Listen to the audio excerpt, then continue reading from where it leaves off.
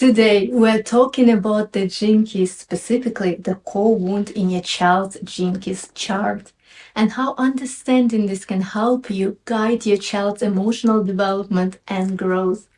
Trust me, this insight will open up a whole new way of seeing your child's challenges, emotions, and even their potential. Greetings, mindful parents. Welcome back to my channel where we dive deep into the human design, gene keys, and mindful parenting tips.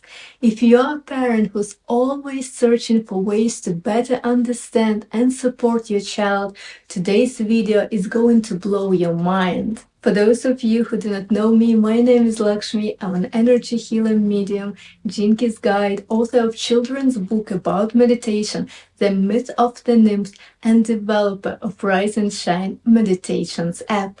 Before we get started, don't forget to subscribe and hit that notification bell so you never miss a deep dive into human design, gene keys, and more mindful parenting content. Alright, let's get into it. So first, what is the core wound? In the gene keys, the core wound is one of the most important spheres. It represents a deep emotional theme that will show up in your child's life as they grow. This wound is something they carry on the behalf of the collective, and they will spend their life learning how to heal and transcend it. Now don't worry, this doesn't mean your child is broken or that they will struggle forever. Instead, the core wound is something that gives them a purpose. It's something they can transform into a gift if they are supported in the right way. As parents, we all want to help our children grow into happy, confident adults, but sometimes their deeper emotional needs or behaviors can confuse us, right? This is where the core wound can be a game changer. When you understand your child's core wound, it's like having a secret roadmap to their emotional world. You'll be able to recognize patterns, emotions, and even fears that are linked to this core part of who they are. For example, if your child has a core wound of shame, they might have a deep fear of not being good enough. You as the parent can help by making sure they know they are loved no matter what, and by giving them space to express themselves without judgment.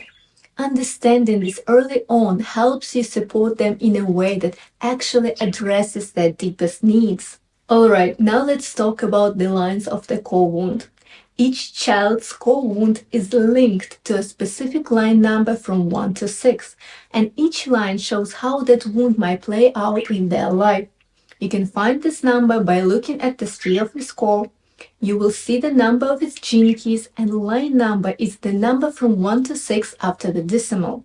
Here is a quick breakdown of each line. Line 1, the wound of repression. The core wound of repression arises from a deep, unexpressed fear within your child, leading them to internalize their suffering and avoid confronting the source of their pain. As a result, children with the first line may feel isolated, disconnected, and struggle to express their innermost feelings, which leads to ongoing emotional repression. To help your child heal this wound, encourage a deep self-honesty when he or she can acknowledge and allow themselves to feel the fear without repressing it.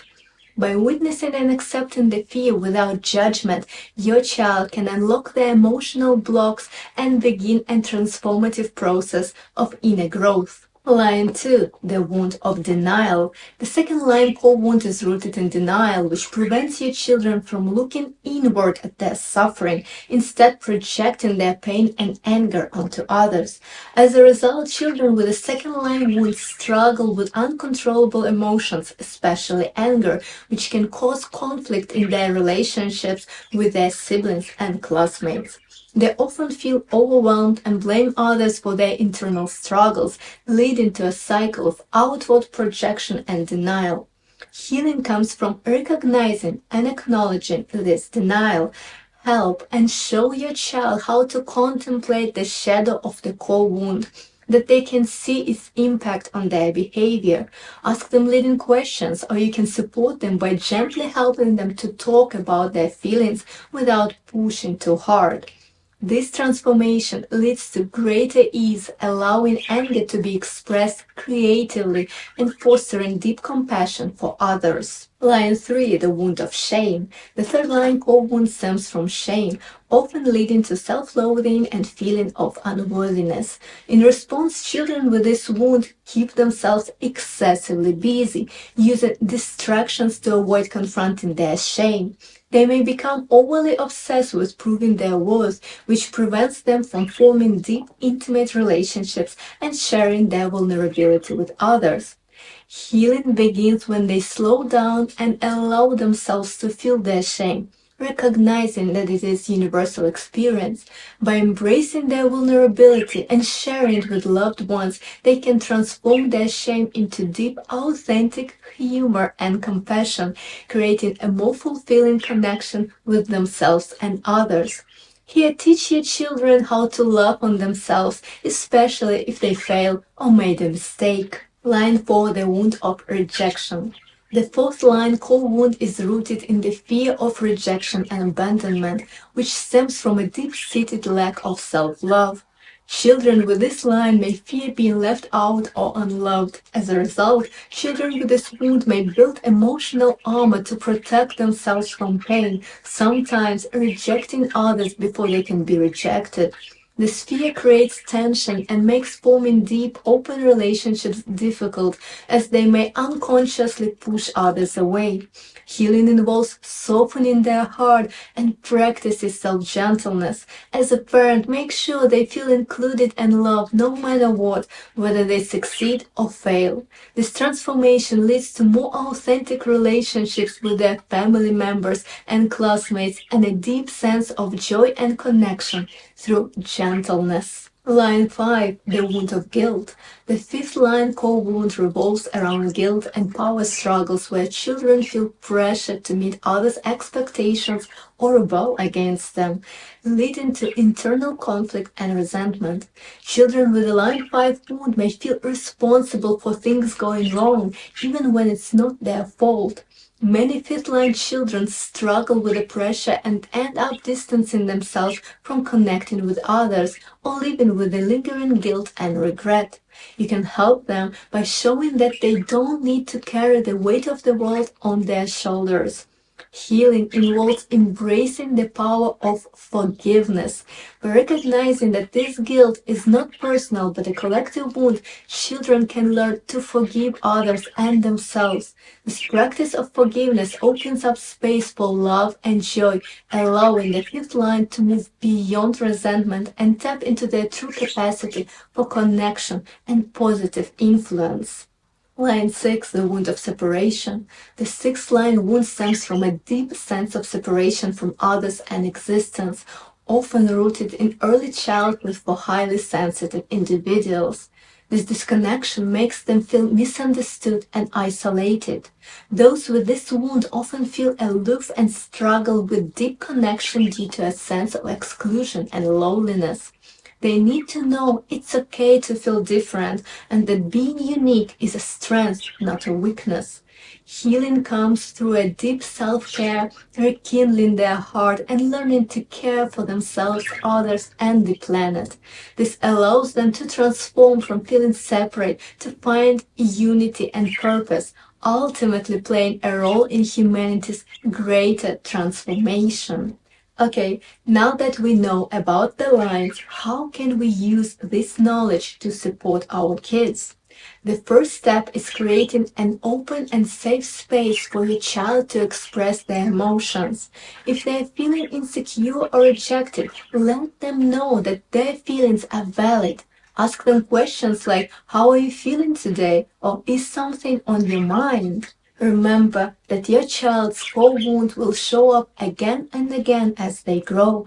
There might be times when they act out because they're feeling insecure or disconnected. Instead of getting frustrated, try to look at the deeper emotional patterns at play. Your child's core wound doesn't need to be fixed. Instead, think of it as something they are learning from. Encourage them to see the challenges they face as opportunities for growth and remind them that they are loved no matter what. Over time, they will learn to turn that wound into their greatest gift. In the gene keys, the whole wound is a part of the Venus sequence, which is all about relationships and emotional growth. It's called the Venus sequence because it shows us how we connect with others, starting from childhood and moving into adulthood. Your child's core wound is something they will work with throughout their life, but the Venus sequence helps you see how it impacts their relationships with family, friends, and even themselves. The goal is to help them move from pain to understanding and eventually to love. So there you have it. The core wound in the gene keys can give you incredible insight into your child's emotional world. By understanding this, you can support them in healing, growing, and transforming their deepest challenges into strengths. If this video helped you understand your child a little bit better, give it a thumbs up and don't forget to subscribe for more videos on human design, gene keys, and mindful parenting. And tell me in the comments, have you looked at your child's core wound? How do you think it shows up in their life? I'd love to hear your thoughts. Don't forget to check the email in the description box below to request a personalized reading for you and your child. Thank you so much for watching, and remember, stay mindful, stay curious, and keep shining. With love and gratitude, your Lakshmi.